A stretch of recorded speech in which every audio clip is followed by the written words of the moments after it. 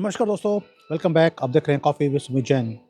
दोस्तों, मैंने देखा है कि मोदी जी अब एक जादूगर भी बनते जा रहे हैं।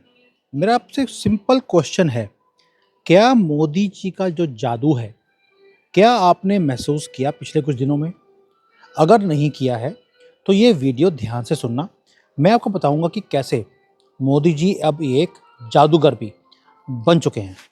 मैं आपको लेके चलता हूँ वर्ष 2014। उससे पहले क्या होता था? भारत में जो मोमिन समाज था, ये मासूम तो हमेशा ही रहे हैं और मासूमियत का एक लबाड़ा इन्होंने ओढ़ के रखा हुआ था और अंदर ही अंदर भारत को खोखला कर रहे थे ये लोग। और इसका साथ कौन दे रहा था? नेहरू और इसका गांधी परिवार। दिल खोलकर इस नेहरू फैमिली ने मोमिन्स का साथ दिया है 47 से लेकर 14 तक। और इसलिए ये नाचते फिरते थे हमारे ऊपर। इनके साथ साथ दिया कई और लोगों ने। वो कौन थे? ये हमारे लिब्रांडो तथा सामान्य अन्य जो छोटे छोटे विपक्षी दल थे।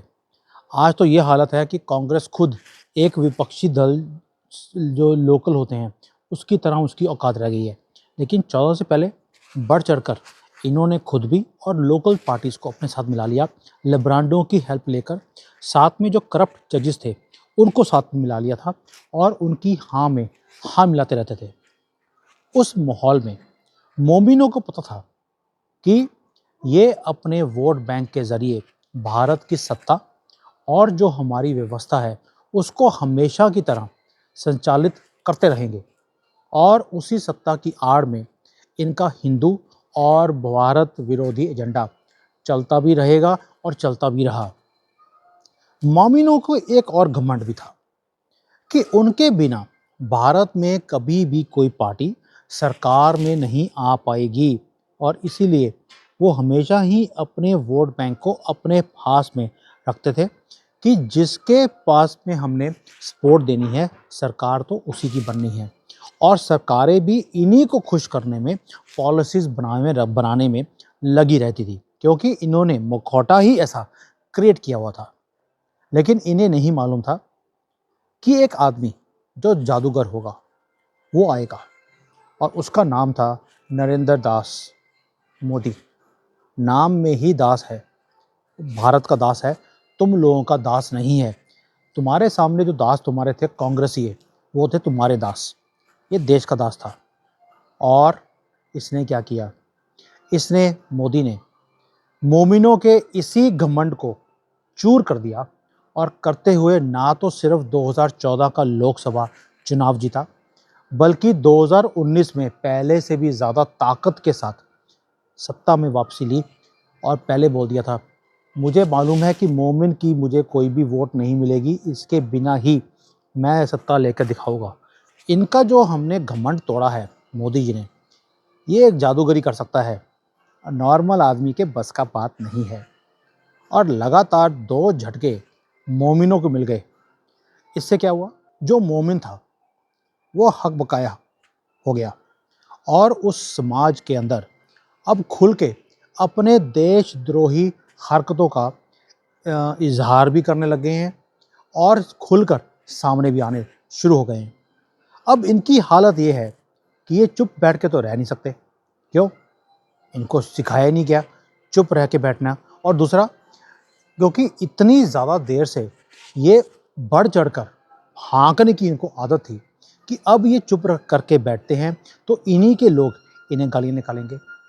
और जैसे ही अपने काले एजेंडे के साथ असली रूप में अब ये सामने आते हैं, वैसे ही भारत का जो आम हिंदू समाज है, जो बेवकूफ़ सेकुलर हिंदू भी था, जिसे मोमिनों की हरकतों का पता ही नहीं था, और वो समाज भी जो नॉर्मल थे, जिसको कि लेना देना नहीं था, उसको था रोटी कपड़ा मकान मिल जाए मेरा काम चल जाएगा, और ये लोग भी कंबल ओढ़ के बैठे हुए थे।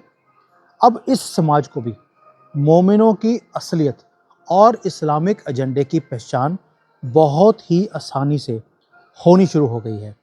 ये भी जादूगर का जादू का कमाल है, जिसके कारण ये पर्दाफाश हुआ है। और आज माहौल ये है कि चाहे फिल्मी दुनिया हो, मीडिया हो, नेता हो, समाज सेवक हो, व्यापारी हो, सामान्य पंक्चर लगाने वाला मोमिन क्यों ना हो, सब के सब अपने आप अपना असली चेहरा और इस्लामिक एजेंडा खुद ही आम हिंदू समाज के सामने रख के एक्सपोज होते जा रहे हैं। आज ये जादू लगातार चल रहा है और ये चलता भी रहेगा। इनकी तो मजबूरी है कि ये चुप बैठ नहीं सकते, और जब जब ये मुंह खोलेंगे इनकी सारी काली हरकतें आम हिंदू समाज और बेवकूफ़ सेकुलर हिंदू के सामने अपने आप ही वो सामने आ जाएंगी। और जिस इंसान के ज़रिए ये जादू संभव हुआ है उसकी तो कुंडली में क्या लिखा हुआ है, शत्रु हंता योग। दैट मीन्स जो शत्रु है वो उसका सफाया हो जाएगा जैसे ही वो मोदी के सामने आएगा। और इसीलिए देश के सारे शत्रु एक एक करके एक्सपोज भी होते जा रहे हैं, और कुछ अज्ञात वीर अपना काम फॉरेन कंट्री में जाकर भी हमारे शत्रुओं को एक एक करके निपटाते जा रहे हैं। ये भारत का भविष्य लिखने का टाइम हमारे हाथ में है। मोदी जैसा एक नायक, ये तो बोलते हैं खलनायक है, इनके लिए खलनायक है, हमारे लिए नायक है, जिसने इंडिया को भारत बनाने की मुहिम को शुरू कर दिया है, राम का मंदिर बना दिया, राम राज्य की बातें करता है कि अब राम राज्य बनेगा। भाई राम राज्य क्या होता है, जहाँ पर हर इंसान की देख रेख की जाती है। राम का मंदिर बना है, आप देखिए तिजोरी कैसे खोली है कि वहाँ पे रहना फ्री, एक ऐप जो बना दिया है उस पे आके आप रजिस्टर कीजिए, आपका वहाँ पे रहना, खाना, घूमना, मंदिर में जाना, हर चीज़ फ्री है। क्या ये चीज़ मोमिन जो हैं ये बोल सकते हैं अपने मक्का मदीना के लिए? उसके लिए तो हमारे से सब्सिडी मांगते हैं। और हमारे मंदिरों में और भाई जितने भंडारे के कमरे हैं वो भरे पड़े हैं, बाहर 5-5 दिन हो गए, ट्रकों की लाइन है, ख़त्म ही नहीं हो रही है, क्योंकि लोग वहाँ पे दान देते जा रहे हैं खाने का। 40 तो लंगर लगे हैं। ये है मोदी का जादू।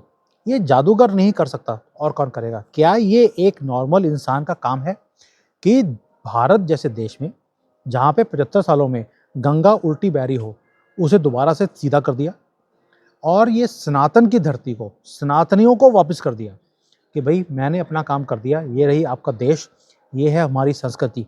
अब मैंने ये झंडा, ये ध्वज सनातन का दोबारा से लहरा दिया है, आपके हाथ में दे दिया। कहाँ रहते हुए? इन्हीं सारे व्यवस्थाओं के बीच में ये मोमेन, ये छोटी छोटी रीजनल पार्टीज, ये घटिया कांग्रेसी है जिनके तो खून में खान है, इन सब के बीच में रहते हुए मोदी ने ये काम करके दिया है। और घमंड तोड़ा किसका? मुसलमानों का। आपको लगता है ये काम इतना आसान था? क्या एक नॉर्मल आदमी ये काम कर सकता था कि मुसलमानों जो हमारे सर के ऊपर बैठ के नाचते थे, वो बोलते थे हमारे बिना तो सरकार नहीं आ सकती, लेके आ गए। और अब तो योगी जी ने ओपनली बोलना शुरू कर दिया, 80-20 की लड़ाई है, 80% हिंदू, 20% मोमिन। मोमिन की वोट हमें मिलेगी नहीं, ये हमारे से फ़ायदा लेंगे, लेकिन वोट कांग्रेस को ही देंगे। क्यों? कांग्रेस ने इनके साथ मिलकर सारे रूल्स इनकी फेवर के बनाए हिंदुओं के अगेंस्ट। शुक्र करो बीजेपी का, इसी जादूगर का, जिसे ये हटाना चाहते हैं, क्योंकि इसने आकर 2013-14 में जो रूल लेके आ रहे थे कि जो मेजॉरिटी पॉपुलेशन है वो ही कसूरवार होएगी हमेशा, माइनॉरिटी वाला कसूरवार ही नहीं होगा, बेशक उसने चाकू चलाया हो। ये तो रूल कांग्रेस लेके आ रही थी, और हमने इसी व्यवस्था के बीच में राम मंदिर बना दिया, 370 खत्म कर दिया। ये बिना मोमिन की सपोर्ट के हुआ है। किसके सपोर्ट के कारण हुआ है? आपके, मेरी, ये हिंदुओं की, सनातनियों की सपोर्ट के कारण हुआ है। क्या लगता है आपको कि क्या मोदी जी अकेले ये सारे काम कर पाते? नहीं। अगर उन्होंने जादू दिखाया तो हमने भी वहाँ पे भीड़ खड़ी होकर उस जादू को देखा और उसका पार्ट बने। उसी कारण ये सारे काम हुए हैं। अगर मोदी जादूगर है, हम महसूस करते हैं, तो साथ में खड़े होने वालों को भी शाबाशी कि आपने उस जादूगर का साथ दिया, विश्वास रखा कि करेगा तो मोदी ही। तो ये लोग बोलते हैं ना, मोदी है तो मुमकिन है। ये मुमकिन भैया आपके बिना नहीं हो सकता था, आपने भी मुमकिन कराने में पूरा साथ दिया है। अभी आपने एक चीज़ करी है, 303 सीटें लेके दी है, तो राम मंदिर बन गया। अगली बार अगर काशी चाहिए, मथुरा चाहिए और भी कितने मंदिर हैं वो भी चाहिए, प्लस देश की तरक्की भी करनी है। और इन जाहिलों को अगर आपने पटा डाल के इनके गले में, इनको संभाल के भी रखना है, इनको चलाना भी है, हाँकना भी है, क्योंकि ये तो गधे ही हैं, ये इंसान नहीं बन सकते, क्योंकि बचपन से इनको गधे बनने की ही ट्रेनिंग मिली हुई है और कांग्रेस ने भी इनको गधे ही बना के रखा ताकि इन्हें यूज़ किया जाए जितनी इनकी ज़रूरत पड़े। तो इसलिए अगर आपने इनको भी नकेल कस के रखनी है इनकी, तो इसलिए आप भी जो साथ दे रहे हैं और बढ़कर साथ देते देते जाइए, ये कारवां को बड़ा करते जाइए। मैं तो इस कारवां को बड़ा करने में लग गया हूँ और बेवकूफ़ सेकुलर हिंदू को जगाने में लगा हूँ। आप भी मेरी मुहिम के ऊपर मोहर लगाएं, हेल्प करें, ताकि इन्हें जगाकर ही छोड़ेंगे हम लोग। और 24 से पहले-पहले जगाना है, उसके बाद तो देर हो जाएगी। Thank you. जय हिंद, जय Shri Ram. Hi there. If you liked the video, please don't forget to smash the like button, subscribe to our channel, and activate the bell icon so that you receive all notifications whenever we upload a new video. Thanks for watching.